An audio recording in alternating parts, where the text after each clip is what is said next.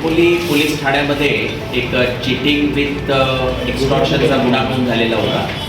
यामध्ये एका उच्च विद्याविभूषित आणि वेल क्वालिफाईड अशा व्यक्तीला जे आहेत घाबरवून फसवण्यात आलेलं होतं.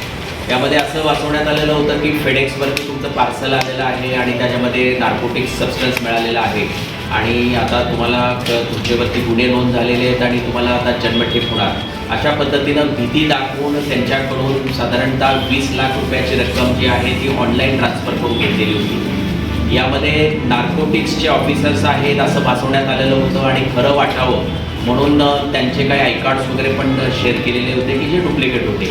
त्यानंतर खोपोली पोलिसांनी तपास केला आणि 6 आरोपींना आतापर्यंत अटक केलेली आहे.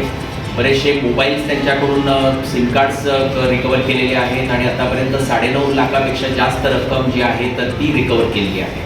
टाइम्स डिजिटलला लाईक करा, सबस्क्राईब करा, शेअर करा आणि बेल आयकॉन दाबायला विसरू नका. पाहत रहा टाइम्स डिजिटल.